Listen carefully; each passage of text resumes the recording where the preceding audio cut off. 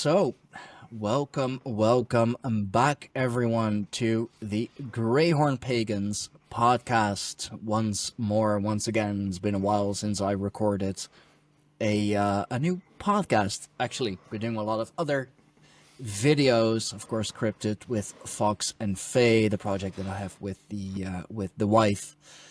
But for today, I have a very special guest to introduce, to announce. He goes by D, or Citizen D, and there is a reason for the anonymity, which is something that we actually will get into on this show, on this episode. So D, thank you very much for joining me on my own show today. We Yes, of course had a little chat on across the pond as well, but not on my own channel yet. And I thought, like, this is so incredibly interesting, and we already on across the pond we already touched on a bit of the like more occult, mystic side of things. And on my own channel, I can actually like get deeper into that, because that's what I do.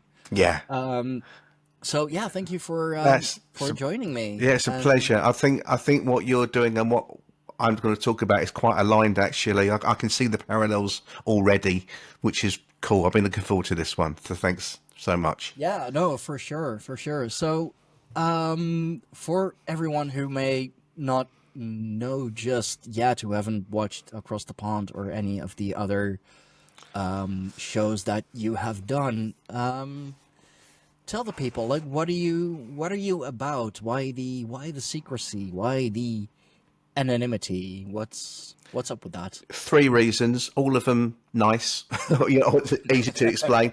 First one, a really pleasant one, is the fact that we think that crop circles should remain unauthored, because when I used to go and visit the crop circles as a believer before I took the stance I take now, I lived quite near Wiltshire, or I lived quite near Wiltshire at the time, and if I knew there was 10 crop circles but two were definitely man-made, I wouldn't bother to go to those two. So there is this demystification element, if you see what I mean. So just in case I let slip of any circles that that I became involved in, I like to.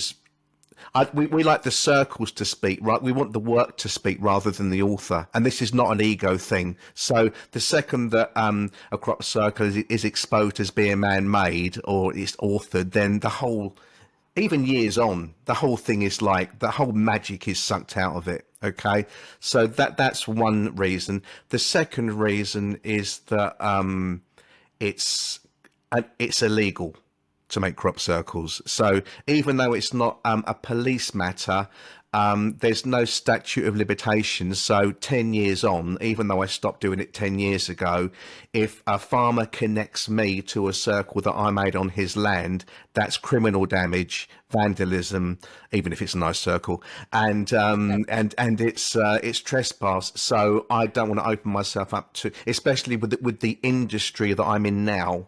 It's different to the industry that I was in at the time, and my current industry is not conducive to criminal activity.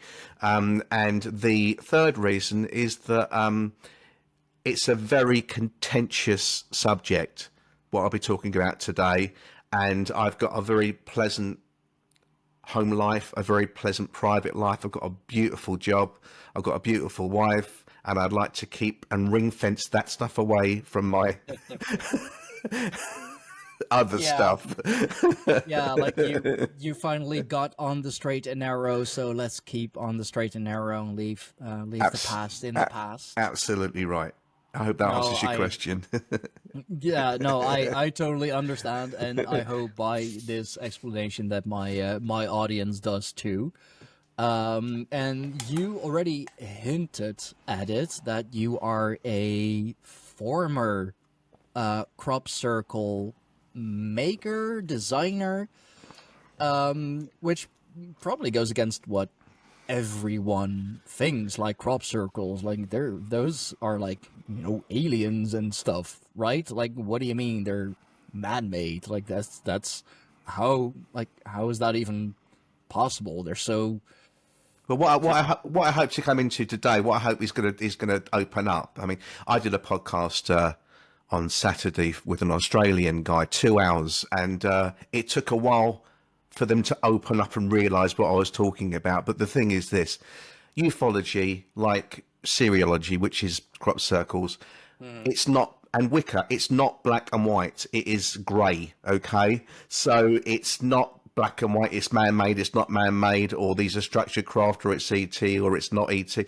There's a very grey area. Okay, and it's the grey area that excites me. Okay, so the reason why my Substack is called "It Can't Be People" is because when I saw my first crop circle and I went into it, I thought, this cannot be people. Okay, when I realised the truth that we'll be talking about today, I realised that even if there are people involved, there is still something else going on. So it can't be people exclusively, if that makes sense. yeah. No, that absolutely makes sense. And the gray area, I mean, you've come to the right guy, to the right show for that. Like, we are the Greyhorn Pagans, of course, Great. for a reason. Um, so they are man-made. They're not man-made. So, like, we kind of, got into that with across the ponds, but just for the very like basic Yeah, stuff, you I need guess. you need to look at the history, okay? And the history is that with the original, this all, even though there's been reports of single circles, you had this thing about the mowing devil from the 1600s, where this thing was Yeah, done in Hertfordshire. If you speak to serious crop circle, serious researchers that are not biased, and they're not, they haven't got their own narrative. We think that is actually a bit of a spanner in the works, and we don't think that mowing devil is actually connected, okay? Because it's cut, okay, and it's also not in a key area either, okay? So the crop circle started in Australia with the 70s tully nests, and they looked like birthed flying saucers in grass, and to this day, I don't think that's ever been solved. When we first started to see the crop circles in this country, they were done single circles, but they would look like they'd been landed in crop, and because it's crop, the crop's high, so they were much more pronounced. So we were seeing single circles, and we were seeing single circles with concentric rings around the edge, or we'd see single circles with 3 or 4 tiny circles around the edge that make them look like the old B movie, The Day the Earth Stood Still, tripod UFOs. The key here, Stidgen, is that we can't account for a lot of those, okay? Even though Doug and Dave then took the mantle up and said, yeah, we've done all of them. Those original single circles, true researchers will tell you that we still think that they are actually mysterious. We don't actually know. But the thing is, in the internet age that we're in now, these things don't get reported anymore because they're not bling enough. Everyone's so, into bling and big pictures and fantastic crop circles. These things yeah, don't get reported.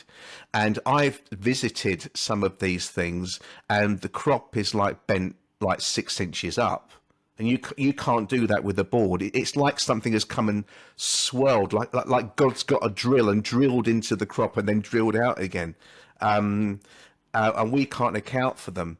But unfortunately, what happened when the Led Zeppelin cover came in and the pictograms came in, people were still in their collective consciousness. We still had this image of birthed UFOs, okay, and people were connecting UFOs to single crop circles. And as soon as the picture started to occur, everybody knew that no UFO looks like that Led Zeppelin cover, okay? Or no UFO looks like a yin yang or a Masonic symbol.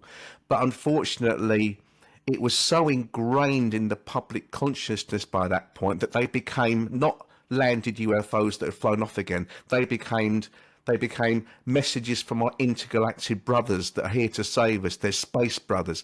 And that is the part of the phenomenon which I cannot reconcile, because that was such a clunky jump, you know? Yeah. And no one's really gone and said, come on, it's obviously a different phenomenon, you know? And when we started, when you look at the pictograms, and they got better and better and better, those with a you know, particular stance will say, oh, that's because the aliens were revealing their message slowly so we wouldn't get too freaked out. Oh, yeah, right. come on. You know, No. it was just humans getting better and better and better, you know. But our contention is that those pictograms and from all those circles on have a human element to them. But that is not to say that there is not a mystery. There's a far deeper mystery than you think. Yeah, so I actually found the cover of the Led Zeppelin album that you were talking about. I mean, this looks all rather intricate. Like it is a beautiful form, at least. But so this is not. I hope you can see it. Like this is. I've got it. I'm looking at it. Yeah.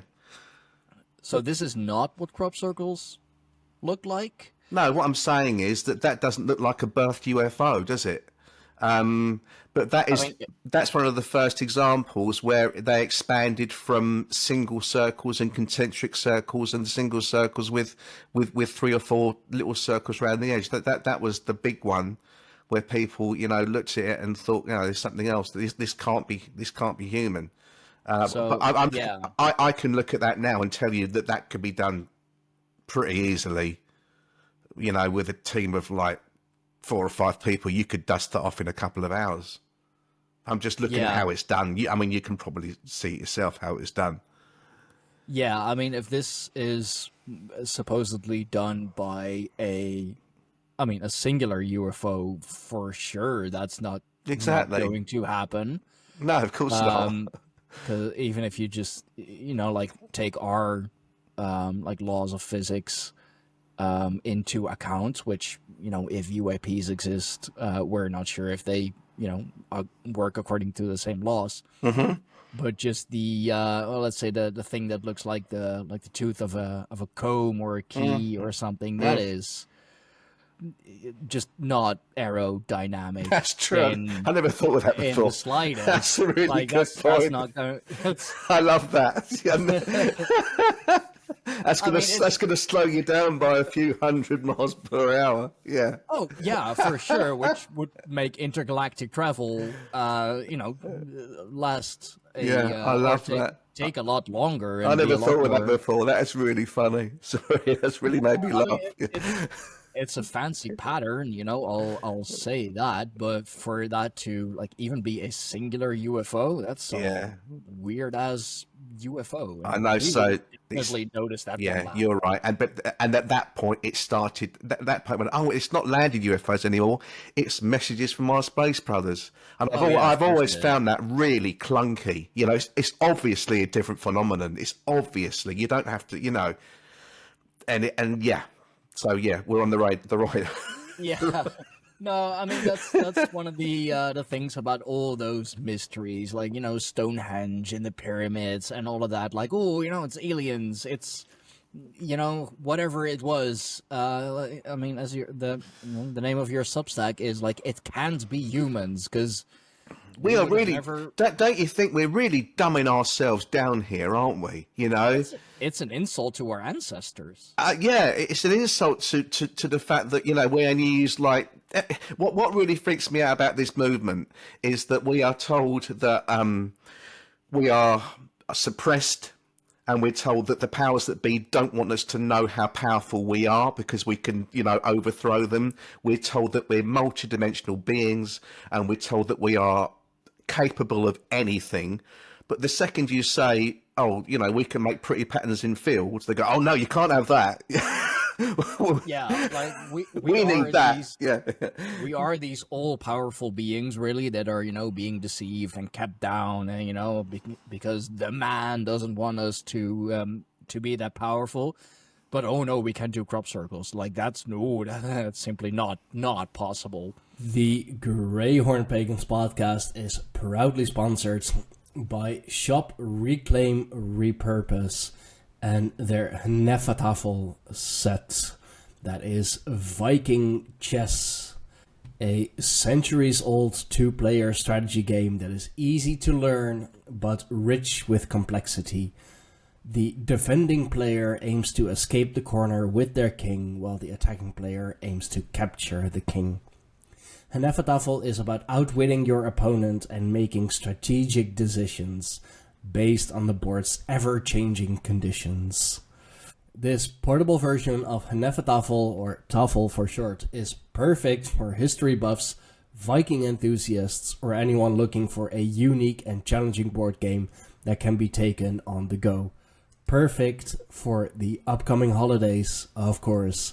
And with my code seen on screen now, which will also be in the description box down below, of course, you can get 10% off your purchase on one or more, of course, Tafel sets. Simply go to his website, shopreclaimrepurpose.etsy.com. Use coupon SteinfoxTafel for 10% off your entire purchase. Again, coupon code SteinfoxTafel, or go to the link shown on screen for 10% off. Thank you so much for Shop Reclaim Repurpose for sponsoring us. It means the world. Now let's get back into the show, shall we? Yeah, all the other things are. Yeah, exactly. And we hear this trope of all the time. They say, well, a team of graphic designers couldn't do this in a week. Oh, come on, Or they say, how can 2 drunk blokes walking home from the pub do that? Well, of course they can't, but we've got teams of like 20 people that go out all knowing what they're doing. We haven't got like these big clunky metre-long boards. We've got metre-long boards, we've got half-metre boards, we've got square boards, and some of the most complicated and awe-inspiring crop circles that you see, you don't realise that they're done over 2 nights. Because if we pick a high point in Wiltshire, there's no way that you're going to go up there, at the highest point in Wiltshire, or if you do, it didn't make the public eye. But there's all manner of arguments that are against people making them, but you can slam them down with a bit of logic and by using Occam's razor. Do you know what Occam's razor is? Yeah, exactly. I know. Occam's razor just absolutely nails all this down. You look at the solution with the fewest possibilities, and that's people.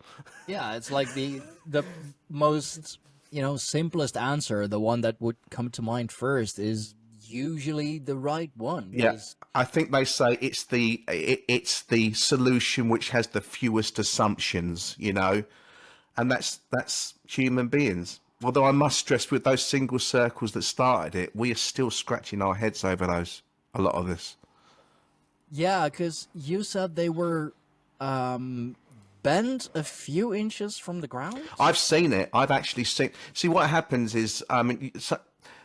sometimes you go to a crop circle and it's a really pretty pattern, and then somebody who's really into the subject will say, look, D, while you're there, there's something really interesting in the next field that looks like storm damage, okay?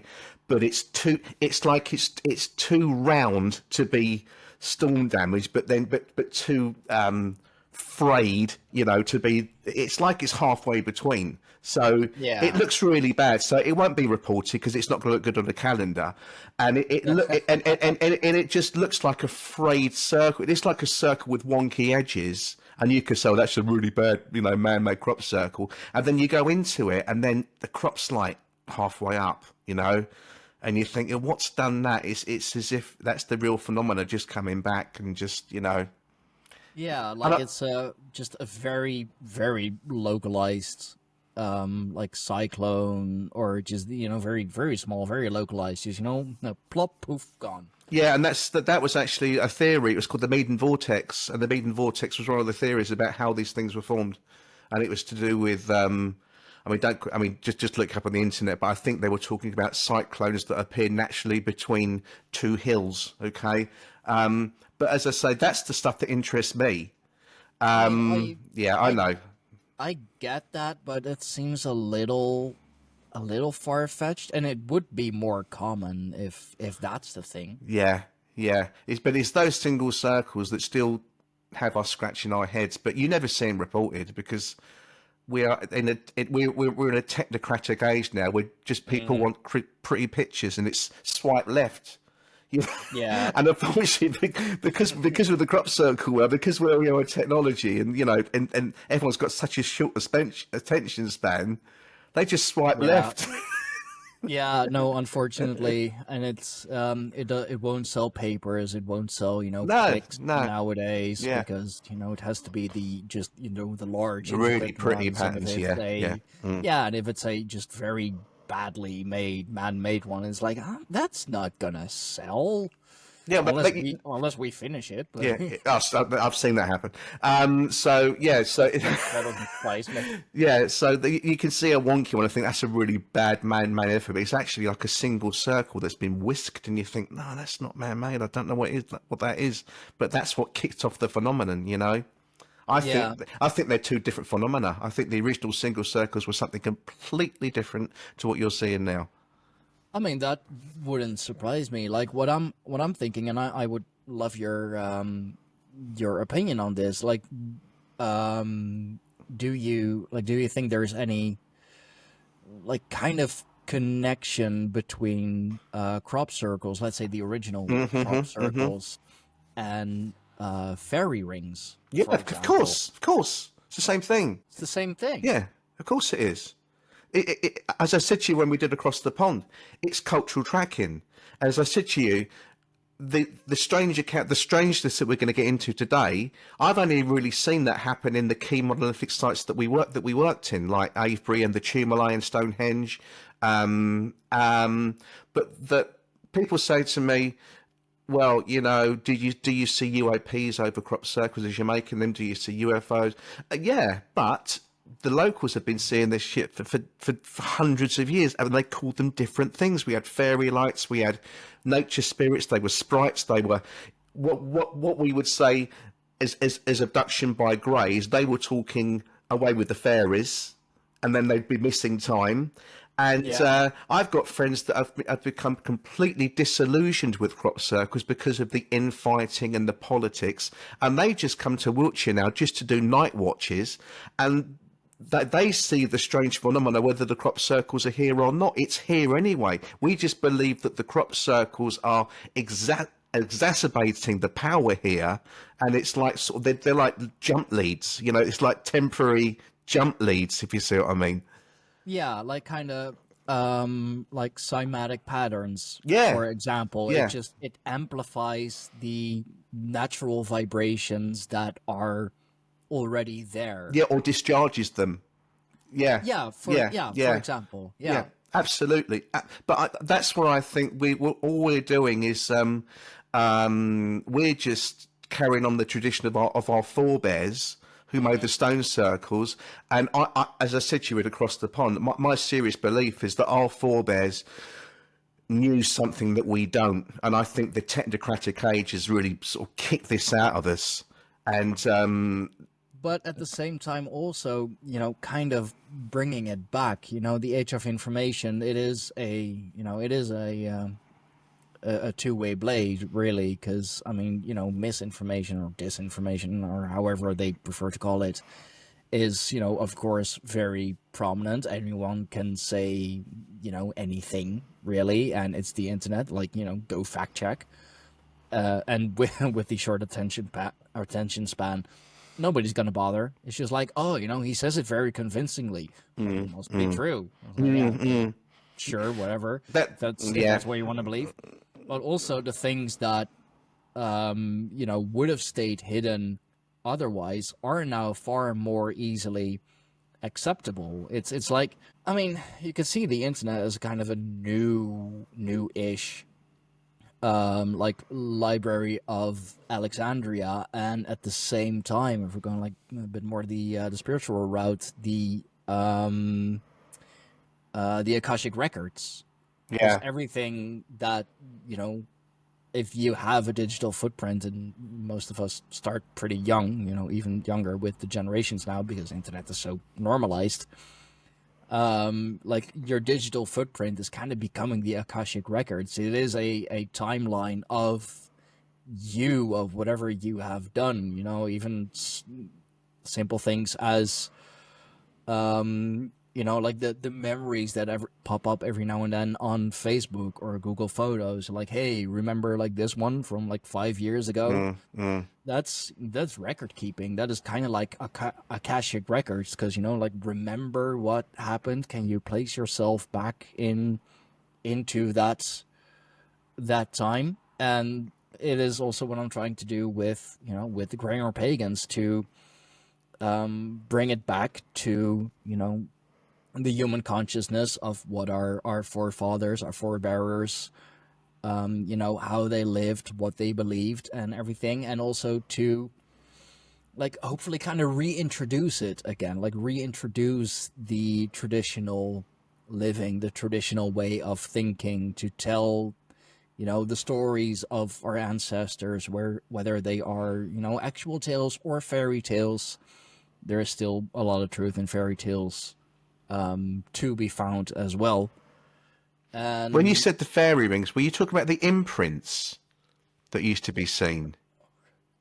Yeah, or like actual fairy rings. Like my wife is, she would have loved this, but she also has a day job still working on it. She is very closely connected to the Fae, and it is also said when you see like a mushroom ring, that like those are fairy rings, and there's a lot of energy to be had and to be felt if you step into that ring. And I can imagine, especially in certain places, that it is a lot stronger, and maybe under certain conditions it would rise up, or maybe even be pulled down. Yeah. It's interesting, isn't it, that it's all the stuff that Carl Jung spoke about towards, when it's really it's. I think it's really interesting that it was actual circles that were seen, because it's such an archetype. Everything flows from, everything flows to, and it's you're drawn to it, aren't you? In a way that you might not be drawn to another shape. It's such an important shape, and it's the most natural one there is. That's why we still use it for so many things. Why it feels like the most natural shape. Our ancestors knew it as the Ouroboros. Yeah, because it bites its own tail. It goes on and on. Oh, and on. yeah, absolutely. Yeah, there's that dream about that, isn't there? But yeah, because we see ice circles. But the people that argue that crop circles can't be man-made say, well, they're made in ice. They're made in all these other platforms, and we go, yeah, but that's the single circles. You can't have it both ways. And people. And I did an interview on Saturday, and they were talking about anomalies such as scorched earth, and there was all these mysteries that you saw in the original crop circles, and I said, you can't have it both ways. You can't apply you can't apply those controls to the pictograms, because it's a different phenomenon, and it just seems to be that the reason why I'm doing this is because we had a really bad season last year. It's almost, I think there were 7 circles. There's only like 2 worth looking at. And it's almost like the phenomena's given up. Because back in the heyday, when I was making them, there was like, we were having 60 a year, Wow. But now it's almost as if I'm very interested in the fact that that this disclosure is going on. A crop circle maker said to me the other day, says, you're just carrying on this tradition of disclosure because, now that the phenomenon seems to have finished, it's not a bad time to be doing this. Because I started to do this in 2018, but I had really terrible luck. I told you, I was really being driven. I had some really bad, not terrible things happen, but it was enough to say stop doing it. Yeah. But it just seems that with the phenomenon being, the thing is, you can't second guess this phenomenon. There could be 60 next year. You can't second guess it. But it does look as if we're winding down now. And it's not a bad time for us to be saying there's something else going on, or something else did go on. but it's not the mystery that you are necessarily looking for. There is a consciousness at play, and when we make crop circles, we think we're making these decisions ourselves. We're thinking that we're coming up with the designs ourselves. Then you go to do a crop circle, you find that someone's already done it, and it's someone that you didn't know. And then there's bickering. Somebody saying, "How did you see my diagram?" And then the penny drops, and you go, "Oh, okay, okay, what's happening is that three of us had this idea implanted and one of us was going to do it, you know." And it seems to be that what we think is free will is like there's something else at play. We're being played, you know. I mean, you could call it the like the collective consciousness, Oh, or collective unconsciousness, or whatever it is. Yeah, I'm totally into that. I mean, this is the one area where I different from like diehard researchers that, you know, have got an agenda. Anyone can set themselves up as a crop circle researcher tomorrow, okay? But you and you can do it with whatever agenda you like, okay? But what we're saying is that there is something else at play, and it doesn't mean to say that it's not still a big mystery, you know. No, absolutely. I mean, you like you told one of those stories on Across the Pond. How was it, like a fellow crop circle maker? He just had this sudden urge of you know, like just needing to create a circle, even though it was like midnight or past midnight. Yeah, that's a big one, because he was in bed and he'd had a couple of glasses of wine and he was really snug, and there was nowhere he'd want to be less than a field at midnight. And he had, and We've all been there. yeah, and he just said he felt shaken awake. That's the key thing. He said, I felt roughly shaken awake, but there was no one else in the room. And I looked at the clock and it was midnight, on the dot. And he was like told, you have to go and make this crop circle. And he's going, no, I don't. And please leave me alone, you know. And he said he had to go, not because he was like responding to a calling, but it was the same thing as when your cat's hungry and it will not stop scratching you until it's fed. God, okay. Yeah. I mean, that's why I have this you know, bit of a scratch on my nose. It's like, Yeah. So, hey. it wasn't a joyous response to a calling. It was, if I don't get up and do this, it's not going to go away. So he'd had a couple of glasses of wine, so he couldn't drive, and he was being directed to this specific field. And it was too late to marshal a team because it was midnight. Okay, you should really be starting to do a crop circle at 10 o'clock, really, because you've got this 5-hour window between 10 and 3. And contrary to what people think, we don't need flashbulbs or lights. Your eyes become adjusted very, very, very quickly to the dark, okay? And it takes about 15 minutes, but in that 15 minutes, you're actually walking into the field anyway. Your eyes becoming accustomed. Anyway, so he got his kit out of the car, and he was walking, which is a really stupid thing to do, you know, walking with his kit. And the field wasn't too far from where he was, but he was tired, and he walked into, he thought, I've had enough of this, and he walked into another crop field. He said, I'll do it here instead, if it will shut it up. And he went to do it, and he just had this nauseous feeling, this thing between the eyes, like this chakra thing, really bad, nearly threw up, nausea, really ill. He didn't throw up, but he was really ill. And it was like saying, no, not here, don't trick us. And he went to the field that was allotted, and the crop circle was a little bit beyond his capabilities. And because, and this is a little trick of the trade, if you're doing one by yourself, you can use a tent peg to substitute the other team member. Okay, so he was using a tent peg, spreading out the tape, did all the crab steps, blah blah. And he said the second that he started to do it in the right place, he got this energy surge and he wasn't tired anymore, and this cosmic Red Bull, we call it, he's absolutely awake, rejuvenated. And he said the crop circle was beyond my capability, and I thought I'd made mistakes, but when I looked, the mistakes weren't there. And he said I got it done. And then he said I virtually fell asleep on the spot. I dropped to sleep about 3 o'clock.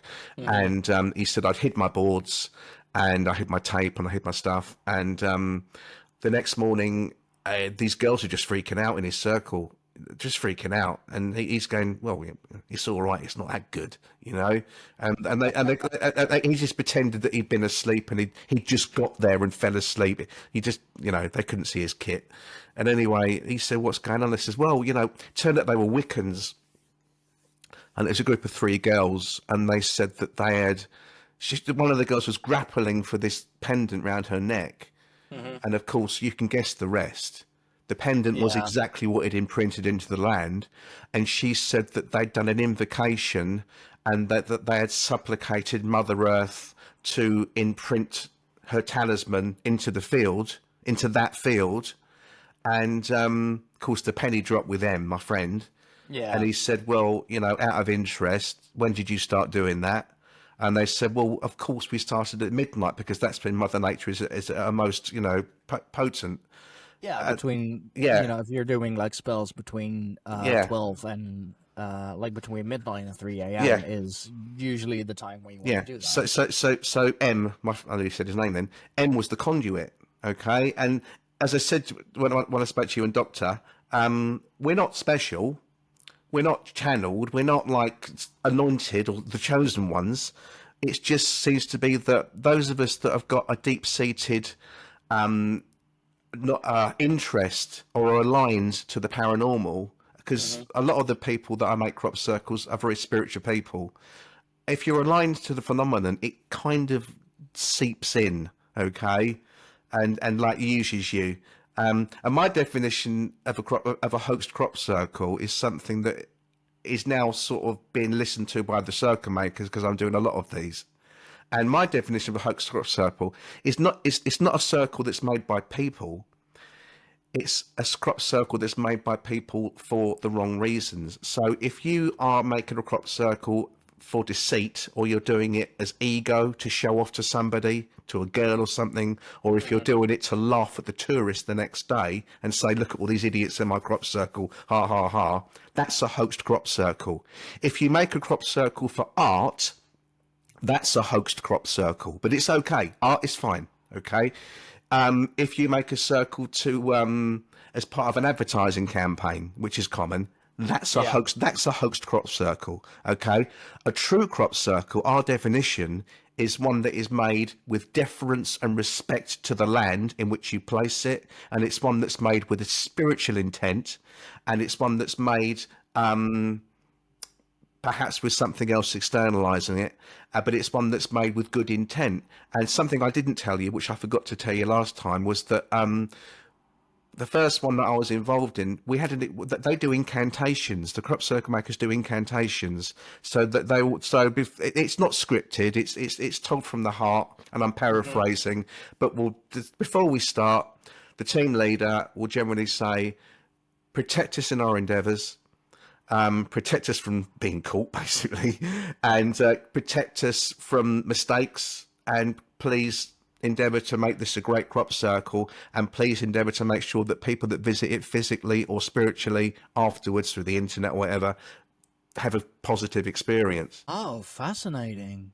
So, I mean, yeah, that shows, you know, a lot of respect, and also, you know, just very knowledgeable, like know what they are supposed to do. I mean, like, I'm thinking back to everything that my wife has, you know, taught me about witchcraft and the spells and the rituals that we did together. And something that is like really, really important is, you know, to give thanks and to be respectful. So yeah, that's what we do. And we've got this mantra where we say, for as long as we're working on it, that crop circle is ours. But the second that we leave it, it doesn't belong to us anymore. It belongs to the world. And what's interesting is that I've been interviewing a lot of crop circle makers, and the ones that do it for art, or they do it for demonstration purposes, like there's a couple of Italian people that I'm friendly with that I've known for years, and I said to them that I'm doing this Substack, I'm interviewing crop circles, I'm gathering high strangeness events. Stygian, they haven't got any, because they're making crop circles for different reasons, okay? I'm only getting these high strangeness events if I'm interviewing crop circle makers that have actually got that mindset, you know, with the spirituality. And the further they get from the hub of like Avebury and Stonehenge, the more the reports dissipate. And the further you get away from Wiltshire, the fewer the high strangeness events are. It seems to be connected with the intent of the circle maker, combined with the area which is being implanted. Oh, that actually confirms it, that it is a more spiritual practice in a way, because if, you know, the other people who, I mean, quite literally just go through the motions and do it, you know, as art or for advertising. It'll still be pretty. Whatever. It'll still be a pretty circle. I mean, yeah, sure. You know, of course, like, especially for advertising, you know, if you're selling something, it better be pretty, it better be good. You know? Yeah, that's right. And if you're doing it for art, like, nobody wants to buy ugly art. I mean, I'm sure there are people, but, you know, in general, you know, art has to be, at the very least, nice to look at. Francis Bacon, but yeah.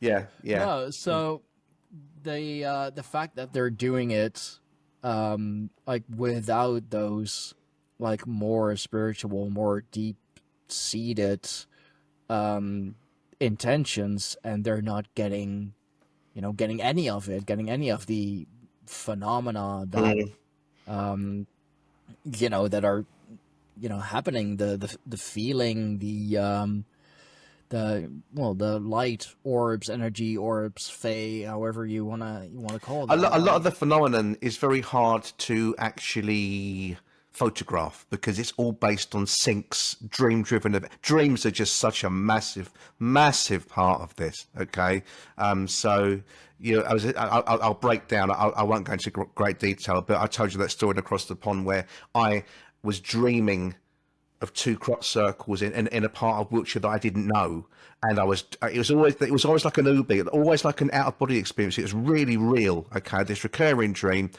was flying over these two fields, and it was two crop circles, one in each field. Kept on having this dream, and there was a school friend that I went to school with, and he was always in my dream, which was crazy because I'd never thought of him for 40 years. I wake up and think, well, there's the crop circles again, but why is that guy in my dream? I've not spoken to him for 40 years. And then I took a wrong turn, which is, as I said to you before, wrong turn in this phenomena is, it means something different than it does in reality. Took a wrong turn in Wiltshire one day, found myself exactly in these actual fields. It was exactly those two fields, and I looked to my side and I saw that the name of the road that I'd taken this wrong turn into was the name of the road that my school friend used to live in when I used to go around his house to play 40 years ago. And I thought, come on, and then I went to do a crop circle. I'm truncating this, but I did a crop circle, didn't have time to do both of them. Next morning, get a phone call from my missus. Both your crop circles are down. I said, that's impossible. We've only done one. I said I had a 4-man team. I had 2 guys from Amsterdam, really good people. Didn't have time to do both. We just did the one. And she says, go online now. And this is like in the 2000s, so there was no Wi-Fi on your phone. You had to go to an internet cafe. She says, go online. And I looked on Google Earth, and my crop circle, my first crop circle, which was completely different to the other one, that was in one field. My other crop circle was in the other field, and they were separated by this ridge so that we couldn't see the other team working and they couldn't see us working. And that was a dream-driven event. And the reason why it's taken me so long to do this Substack is because all the reports that I get are so similar that I can only use one in 10. But everyone's reporting this same dream-driven, synchronicity-based stuff that you can't. It's like chess pieces being arranged on a board. And there's one that I didn't tell you about that will really. This is one that I really can't explain. Mm-hmm. We were in a 6-man team, Stygian, okay. And we met at the pub 8 o'clock, and we said, right, we'll get cracking at 9. We'll drive at 9. We'll start the circle at 10. So 6-man team. We all knew each other. We'd all worked with each other before. It was going to be a piece of cake. It was going to be a cakewalk. And then one of us had a text message, and it said, oh damn, I promised myself to another team tonight. I forgot. I can't do it. and then somebody else said, "Oh shit, I'm on that team as well." So we were 2 down. Okay, so and then if you're 2 down, it's like football. You've got to change your game plan. Okay, so we had to change the circle. There's no way we could make the same circle, and then somebody said, "Well, actually, I know a kid who wants to come out. He's hinted he wants to come out. Let's get him down and bring his friend." So that was 2 people replaced. Then the team leader said, "I'm not happy. There's not enough experience on this team. I'm going home." So we were 1 down again. And then somebody came into the pub that somebody knew that wasn't supposed to be in the area. So long story short, then somebody said, "Oh, it's going to rain. I haven't got any dark clothes. I've got," and then at the end of the hour, the 6 people that were on the team were completely different to the 6 people that were supposed to be going out to the field. And it was like this fate had brought us all together. Somebody said, "Oh, let's phone this person. Oh no, she lives in Birmingham." And then they walk in and she goes, "I'm down on holiday." And it's really crazy. And then this is the kicker. It was really awkward because we were in the SUV to go to Make. And of course it dawned on us, none of us know each other. It's really, it was really awkward, and and one of the people said, "Oh, my mother was a spiritualist, and if she knew what I was doing today, she'd be absolutely so happy." Okay, and I said to him, "Well, you can bring her down, and he went, "No, I can't because she passed away last year." And then there was this really spiky silence, and then as one, like Spartacus, somebody said, "I lost my mum last year. I lost my mum last year." All 6 people had lost their mothers the previous year, and the crop circle that we had on paper was a celebration of Mother Earth. It was specifically a celebration of Mother Earth, and that's when we went, "You can't make that up. You can't engineer that situation." We had 6 different people in the team, and this is the stuff that you can't write. This is the stuff that you can't measure in a field, and this is why we're going, what the hell is happening? You understand? Yeah, so you started with 6 people, all of them just for some reason, whether valid or just, lame excuse, cancelled.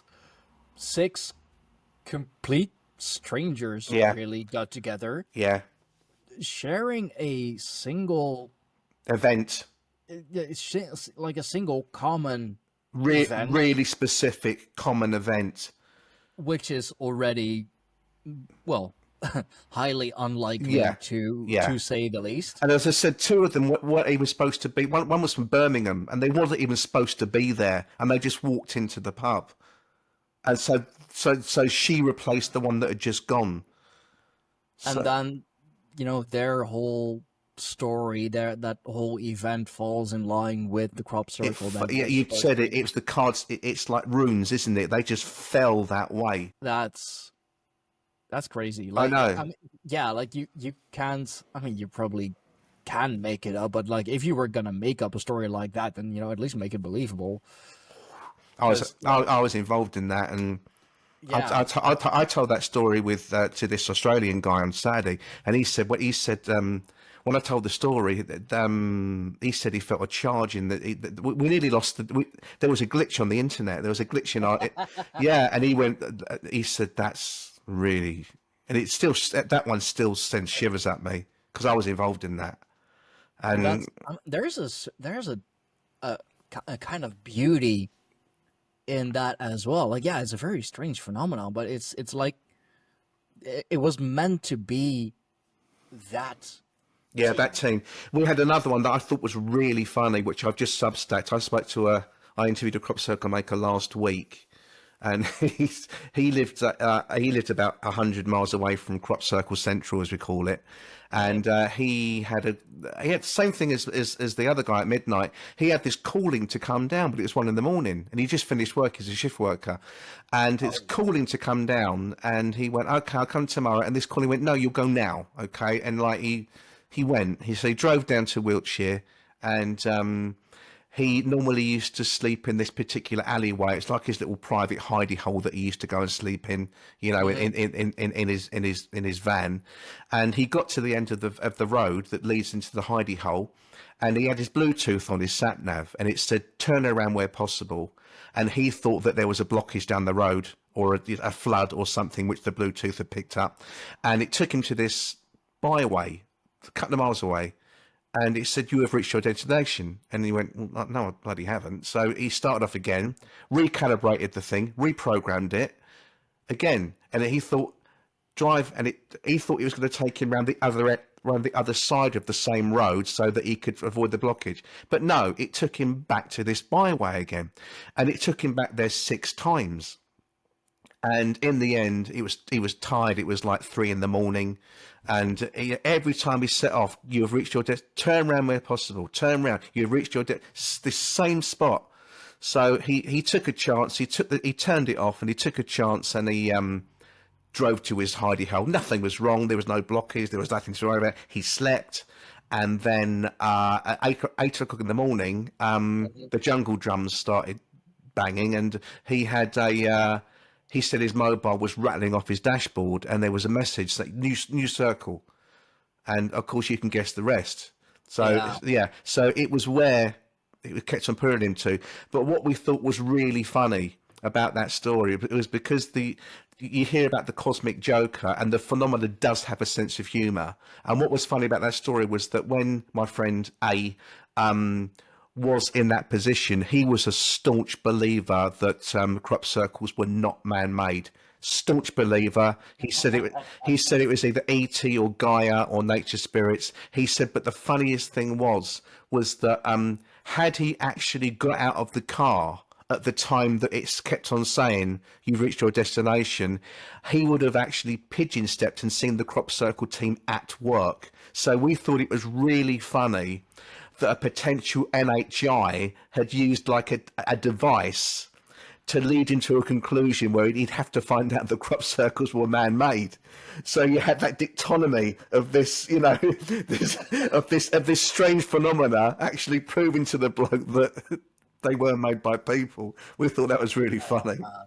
I love that. It's like, oh, you don't believe? Fine, I'll show you. Yeah, he was dithering. He was like thinking that it wasn't people, but he was starting to realise. And this NHI through a device that it was possibly manipulating was trying to say to him, I can actually prove to you that people make this. I can take you to one now, and it's being made right now, you know.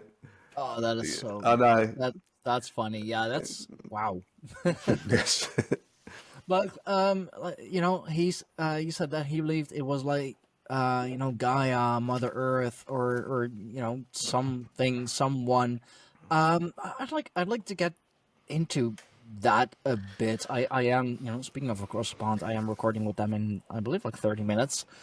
But as we, you know, kind of talked about on the other show as well, it is like you are bringing out those patterns, like it is a cosmic consciousness, but could it be, you know, basically the Earth's consciousness? Yeah. Okay. I'm with you. Okay. This is the part of the paradox that this is the only paradox that I've got. I don't understand.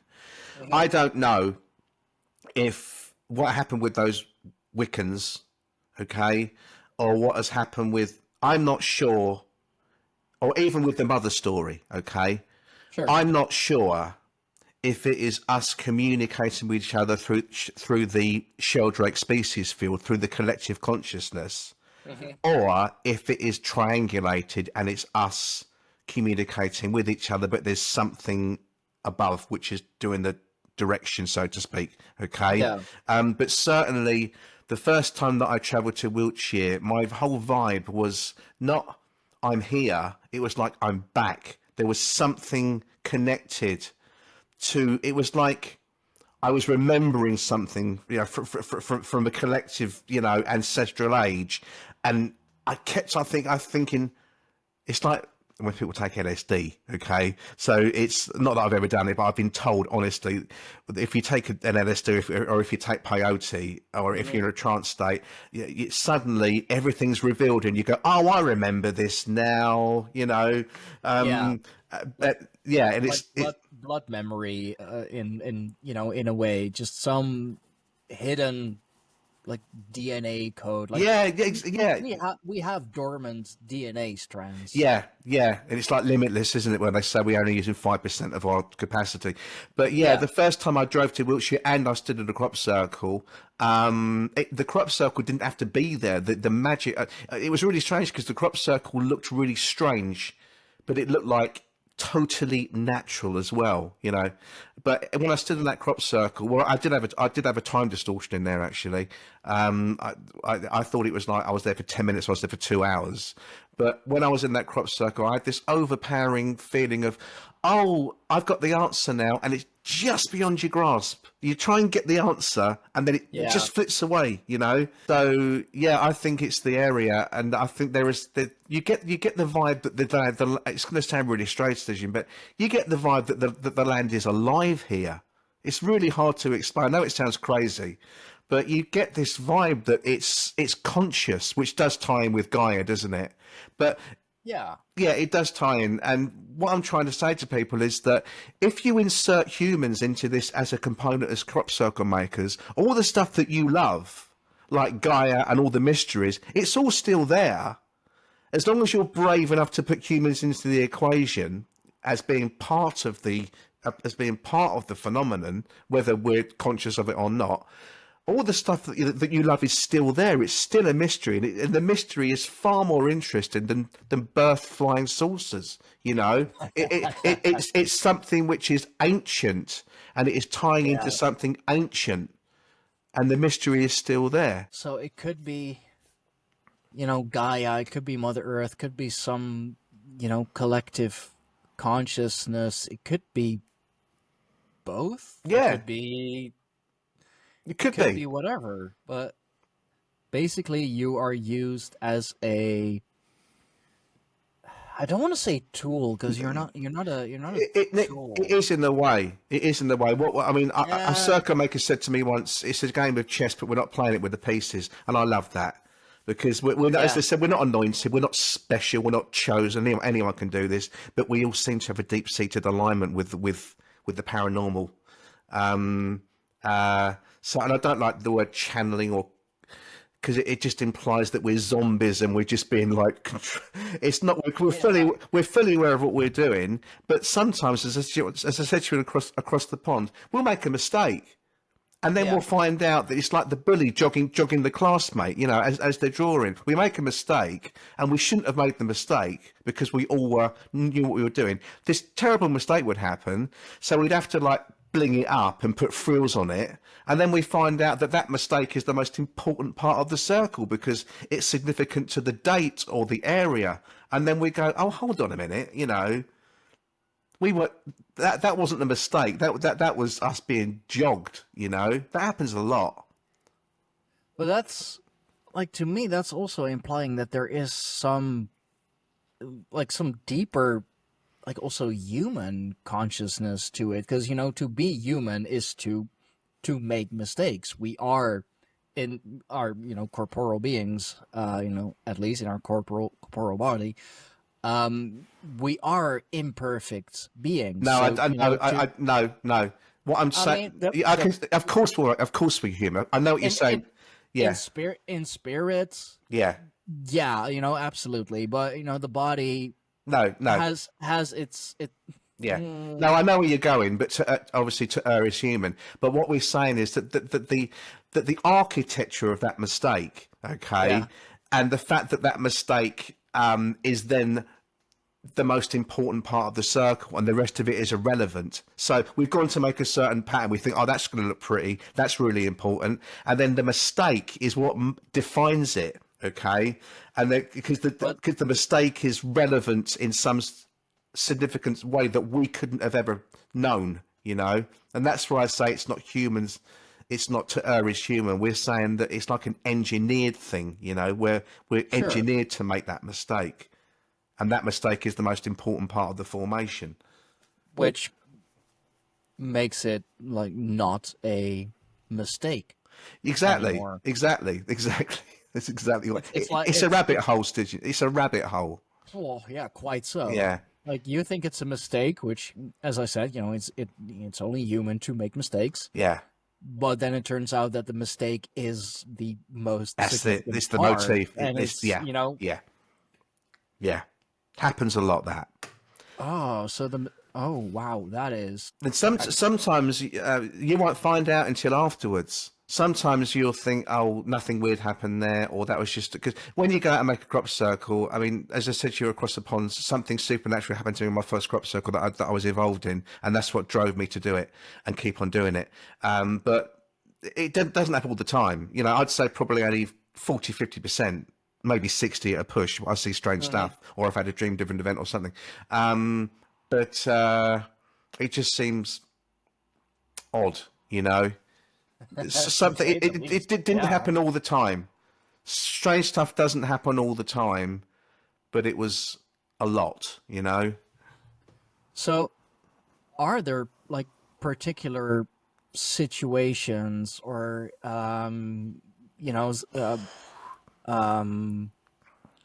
like adding up of events in where something strange does happen, or is it random, really? Well, I can't answer the question because what we think is random.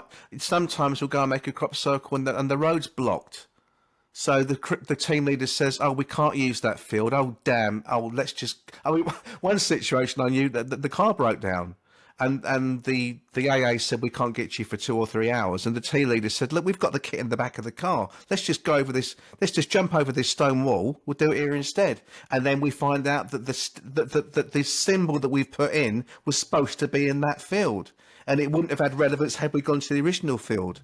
And this is where you start, your mind starts to unravel because you're going, what's the mistake? How much of this is engineered?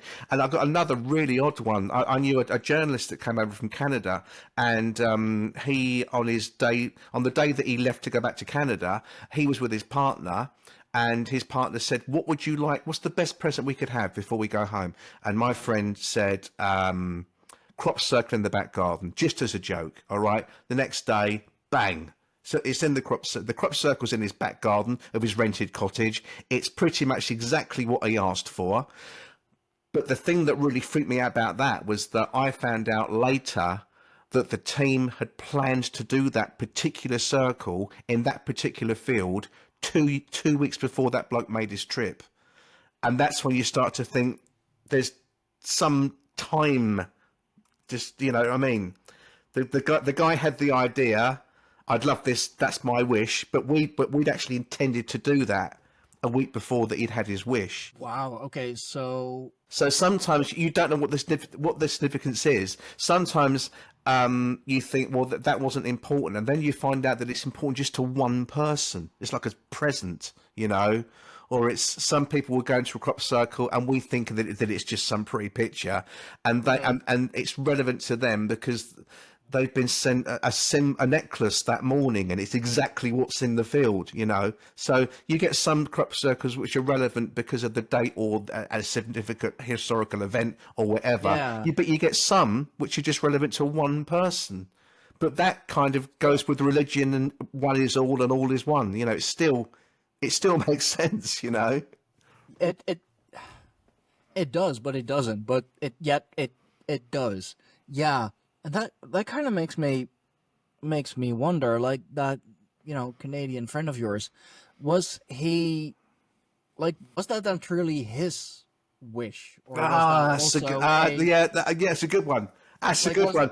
Was that a wish? Yeah, I never thought of that before. Absolutely, could well be that. This is a really odd one as well. This is a really silly one. But it kind of ties in with what you're saying. We were going to do a band logo, okay? And what you find with crop circle makers is we've all got our own particular tags, and there's things that we're good at. So I can look at a crop circle and say, well, I know who made that because he's great at crescents and spikes, and he's great at feathering, like Banksy. Like graffiti artists. Exactly that. So we saw this band logo and we thought it'd be really good to put that band logo in the field because it's the sort of thing that the band would think was funny and the fans would think it was funny. And but it wasn't a real crop circle because it was done for art. Okay. So anyway, we thought, okay, let's just sit down, get 4 bits of paper, and we'll all put our little imprint on it and see if we can get this logo done. And we did. So we wrote it down. We said that works. And then so it's four different pieces of paper that we actually put together at the whole and said, yeah, that works. But then somebody said, you do realise, you idiots, that you've been wearing that band's T-shirt for the past 6 weeks. That it's going to be easy to tie that circle to you. So we didn't do it. But within the next week or so, within only a couple of miles of our pub bench where we actually did all this, those 4 little signifiers appeared in other crop circles, okay? And they looked like they were grafted on. They looked like it was like something they'd added at the end. So it was almost as if our intent had just, even though it wasn't used, our intent was like this Google Cloud where the ideas were there and they were just there to be pulled down by somebody else, sort of, icicles sort of thing. So what you're saying is right there, in that my friend B could have actually, from Canada, because actually his idea might have been plucked out because the intent was already planted there by somebody else. So you are right, but it is a rabbit hole. Yeah, quite so. Quite so. But that's where my mind went first. It's like they already planned it 2 weeks ahead of time. So would that make the wish really his, or was that I'd never thought that implanted wish? I totally get it. But either way, it's still common. They're still common to each other. But that's a good thought. I never thought of that before. It's perfectly feasible that my friend B, that was the first thing that popped into his head, but it wasn't an independent thought. It was just there. I mean, it was an independent thought because, he didn't know, of course, and he was like, well, I mean, been surrounded by crops, or it wasn't crop circle maker. It's why not? Could be fun. But then also it was a thought that was already floating around somewhere, and it just had to land. It's like it's like the order has been placed. It's like Amazon Prime. The order's out there. It's waiting to be dispatched. But where do you want it to be delivered? Yeah, kind of. And it was like, waiting. I mean, wishes are a powerful thing. Yeah, of course. Yeah. They are connected to the web of weird. Yeah, they are. The thing that connects us all. Even linguistically, they are connected. I found out recently, which doesn't surprise me. So it's like the Norns or fate or whatever it was, had to wait for the right timing, for the wish to be made, for the energy, for the intent to be declared, to be properly put out there. It's and with people in the equation, all of that stuff still exists. It's just a tiny part of it. People. We're just a tiny little cog in it. That's a good way of saying it. We're just like cogs in the big wheel. But this is what I'm saying to people. I was expecting a lot of blowback for what I'm doing, but I'm not getting any. Well, good. But again, I am keeping away from the die-hard forums, that say, honestly, they say, well, if you say crop circles are made by people, you are part of the disinformation program. How much are the CIA paying you? Literally, I've had that. So I just keep away from those confirmation-biased forums, Yeah, but the people that just need to, for everything to be a conspiracy. Nothing is real. That's right.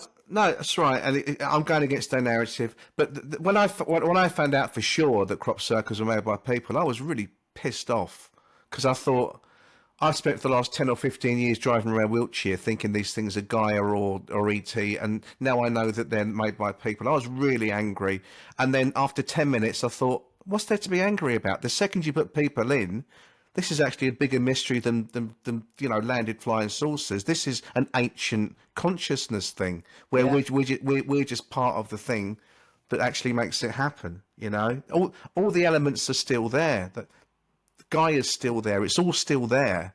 It's just that we are just enabling it with to the stormtroopers. to happen. We're just the pawns doing it.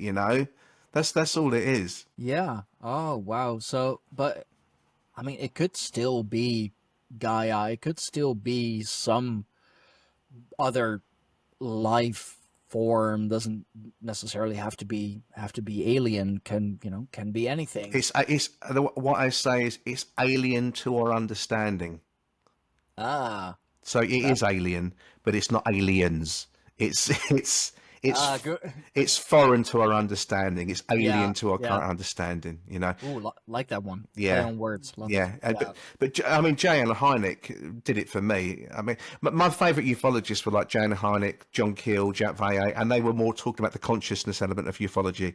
And he said something, to paraphrase. He says something like, "Look, even if the UFO mystery even if the mystery was if the answer was given to us tomorrow, we're not in a place in our evolution where we'd either understand it."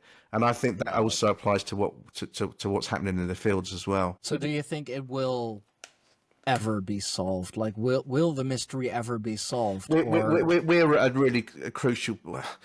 We're at an interesting point because, as I said, most of the stuff that I'm really interested in is the consciousness stuff and the dream driven and the synchronicities, and you can't scientifically test that. Okay, so unfortunately, when I was making crop circles for the first few, the makers were like sort of doing stuff like spraying like cobwebs on them and just doing really strange things. And I'd say to them, "What are you doing that for?" They says, "Oh, because it has to look like it's not man-made, because if it looks man-made, then it's not activated. No one's interested." Okay, so we've got this strange dichotomy where it has to look as if it's not man-made for it to have any magic and energy. Okay, so the only way forward, and I don't think we'll ever get there, is for people to accept that human-made crop circles are still an enigma, and as soon as you put humans in, it's still weird. But I don't think we're anywhere near that ever happening. Okay, I don't think it will happen. But in an ideal world, people would go and visit a human-made crop circle with the same awe as they would when they think they're seeing a non-made crop circle. That's unfortunately where we are, in my opinion. It's still impressive. It still requires a lot of planning and designing, and so I mean, man-made, not man-made by crafts, powers, beings, whatever. Yeah, but they think it's still impressive. I know, but they call it a hoax, and they say it muddies the water and it detracts away from the real phenomenon. You and I know that's not the case. But yeah, this is the other thing. I hear people. I've seen really strange stuff happen in human crop circle events after they've been made. So the next day we've had the power drains from people's phones. All of those stories are true. Okay, the power drains, the batteries in your camera will die. All that electronic stuff all happens. I've seen it. Okay, and I saw that when I was a true believer as well. Then I found out, that's actually T circle or B circle. But people think if they have a magical event in a crop circle that's personal to them, or if their batteries do drain, or if it can't be man-made, but it is. Okay, that doesn't rule it. That doesn't rule it out. As now what I'm saying to you, Stitching, people think that because they've had a magical experience or a strange experience, they can't sully that experience with the realization that it's a crop circle that's been made by people. And in the same way, you get people that travel over from America or Australia, and they've only got like a 7-day window to see a crop circle. If you tell them that crop circle that they're sitting in is man-made, they're just going to be absolutely mad at you because you've ruined their trip. Because you ruined the magic. Yeah. So Like, I'm tight-lipped now. When I go to crop circles now, I don't really talk to anybody because no, I don't want to get burst their, I that. don't want to burst their bubble, you know, because they say, "What do you think of this one?" And because I'm an expert by experience, I might not be able to do it because it's too good for me to do. But I can say, "Well, there's a problem there. They didn't do that properly." And as soon as you say that, he's been planted by MI5. People say that. They actually say, come they put, they put actors in this one because it's real. And the actors are here to try and throw us off the scent. I wish I was making this up, mate. It's the truth. Oh, It's the truth. like the whole conspiracy community. Love y'all. Used to be one of you. Not everything is a conspiracy. Not everything is the government or the Illuminati or and whoever those are. Like also changes by whoever you ask. Like sometimes it is as simple as they are man-made, and yes, they are also magical. Yeah, exactly.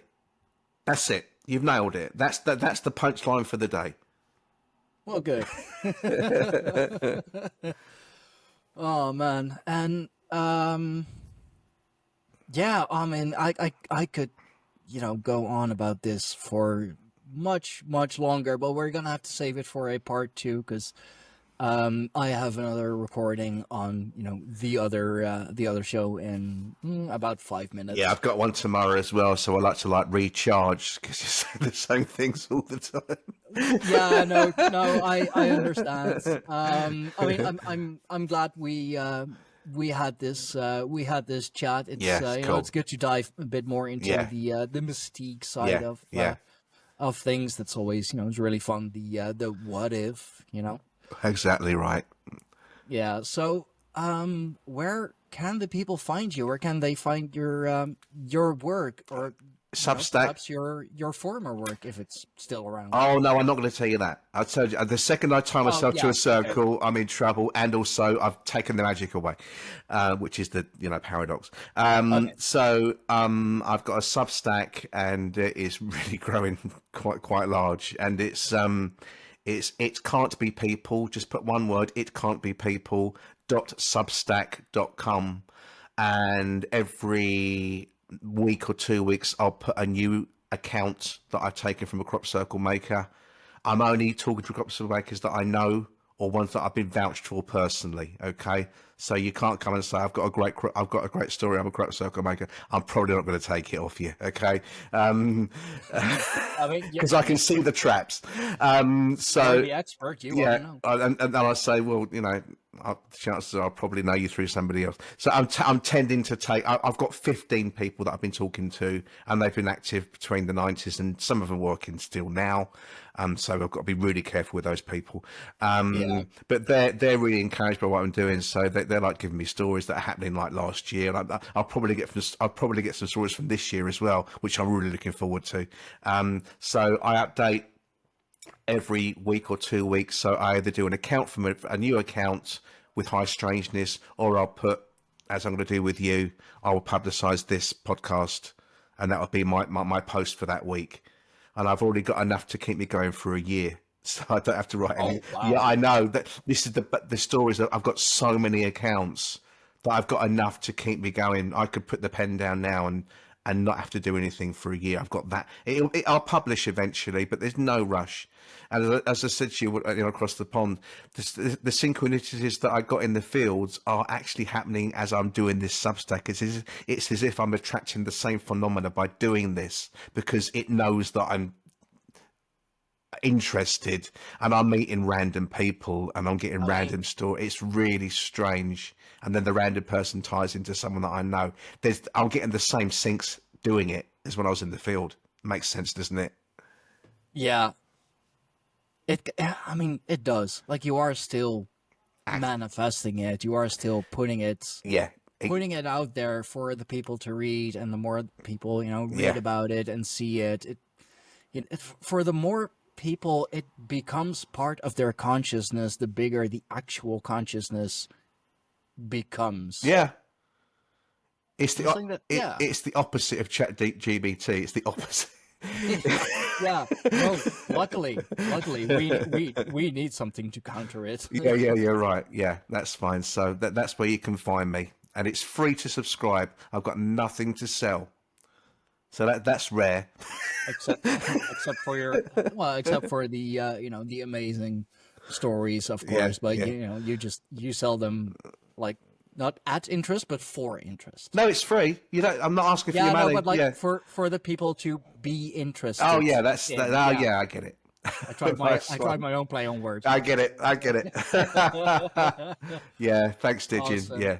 Yeah, no, thank you. This has been really cool, and I'm gonna keep an eye out on the like on crop circles. Like it's such an amazing phenomenon. It's really cool, and thank you for introducing me to it. Like through across the pond, and here on the Greyhorn Pagans podcast. I'm happy that I like have become conscious of it. Yeah. Good. Let's say that. Yeah. We'll keep in touch, Digin. Okay. Yeah, we most definitely will, because I am nowhere near done yet. I have a lot of That's recent questions. but- Everyone's saying that. I've been invited onto every single one of these I've done, which I've lost count. Everyone is saying we've got to circle back and have another. So it's all good. Nice to see. Circle coming back? across. That's another T-shirt. Yeah. All right. Take care, my friends. Thank you so Yes, much for today. yes. Oh no, absolutely. Thank you. I'm just gonna do the the unplugging if you have to go, if you need to recharge a bit. No, I'm fine. I'm I fine. understand. As I said, Okay. I was going to go on coast to coast, but I'm going to wait until they want me on. They gave me a date for next month, but I said, look, I'd rather wait till the book's out, because I'm going to get so much blowback from those people. I'd rather sell a few copies, and at least the grief will be worth it, Yeah, just dry your tears with the With the notes, exactly. Okay. Awesome. Well, Dee, thank you very Yeah, much, and thank you again, of course, to my wonderful audience for watching. Thank you all for listening. Do leave your thoughts in the comments down below. Are you a believer? Are you a denier? Are you somewhere in between? Are you a crop circle maker by chance? Who knows? Leave your thoughts in the comments down below, and while you're there, leave a like. Make sure you are subscribed to the channel. I am well on my way to 1K at time of recording. I'm at 889, so getting there. Thank you all. And of course, also a big thank you to my Patreon subscribers, Patreon audience. I'm actually getting Patreon subscribers, which I never thought I would. Those are Milton Ocampo, for the Warrior Aristocrat tier, Lycus, if I'm saying that right, for the Warrior Aristocrat tier, and we have Nutritional Diversity for the 3-man tier. If you want to support the work that I do with the Greyhorn Pagans podcast, with the channel, if you feel like being generous, do go to patreon.com/Greyhorn Pagans. There are several tiers that you can choose from. One Patreon only, which is the book club. Of course, I am currently reading The Night Side of the Runes, a incredibly fascinating book, and I love that the runes came up in this show as well. Always making themselves known as they do.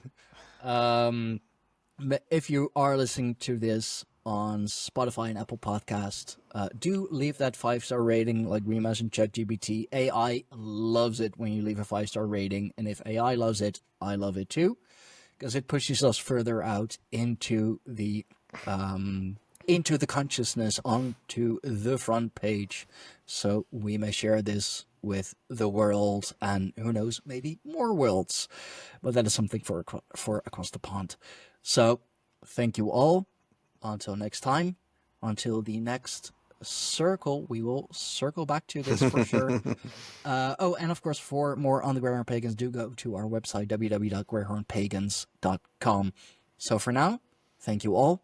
Until next time, bye-bye, everyone.